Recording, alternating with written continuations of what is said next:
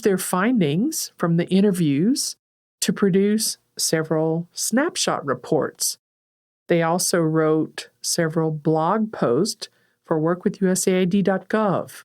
They created a repository of photos and also did video interviews.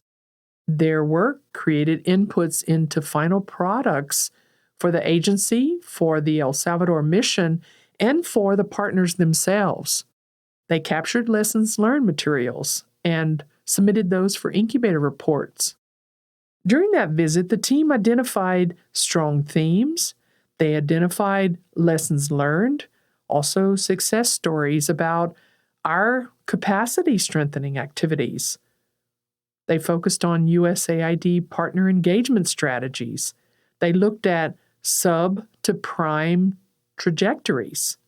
We learned that authentic stories come from genuine relationships and a deep understanding of the impact on lives. As you cultivate this storytelling mindset, keep the language accessible. You want to avoid technical jargon that might alienate your audience, and you want to speak as if you're having a one-on-one discussion with a fellow leader. Well, because you are. Your reports are conversation. They're a chance for you to share your chapter in the larger story of progress and human resilience. As we draw this conversation to a close, reflect on the stories that have shaped your leadership journey.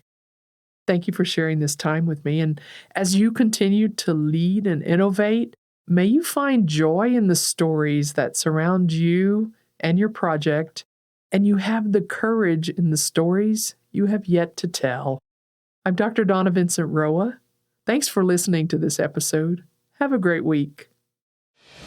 Thank you for tuning in to Chief of Party to Chief of Party, Success in Your First 90 Days, your go-to source for insightful, actionable guidance that can shape the success of your project. Let's continue to drive change and create impact, one USAID-funded project at a time.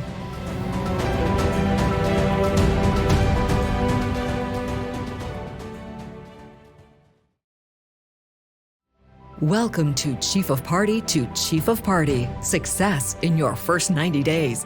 As you navigate the USAID landscape for the first time or seek to sharpen your skills, we're here to provide the guidance you need to address the unique challenges of this role. Host Donna Vincent Roa, an experienced Chief of Party, will inform and inspire your journey. Hello and welcome, esteemed Chiefs of Party. It's a pleasure to have you join me for another episode. I'm Dr. D, your friendly guide on this exciting leadership, innovation, and results journey. Today we delve into a topic that can significantly influence your success and the impact of your USAID-funded project. Our focus today is on the critical role of Chiefs of Party in facilitating project site visits. For those of you with an international development or humanitarian assistance project in another country, these visits can support and guide CORs and AORs in their monitoring and evaluation efforts and project management compliance. Site visits can also provide an opportunity for agency senior staff from DC to witness firsthand the visibility and impact of your work within your communities. Let's dive right in. Research has shown that effective site visits can enhance project outcomes and strengthen partnerships. As the COP, your role is to facilitate these visits, ensuring that they're purposeful, that they are well prepared, and that they're set up to yield valuable insights to those who are doing the visit. By collaborating closely with USAID staff, you have an opportunity to create an environment that fosters learning, collaboration, and continuous improvement. Here's a question for you. How can you maximize the potential of project site visits to drive M&E compliance, to showcase project management effectiveness, and demonstrate the impact of your work in communities? First, you need to work closely with your USAID counterparts to develop a site visit action memorandum. This document is an important one, and it outlines in step-by-step details the expectation for the site visit, This document also can help you to ensure consistency and alignment in the M&E efforts. You want to develop a comprehensive checklist that covers necessary preparations for a successful site visit. You want to include pre-visit research, logistics planning, top-line messages, any details that are necessary or that involve stakeholder engagement, and any kind of data gathering protocols.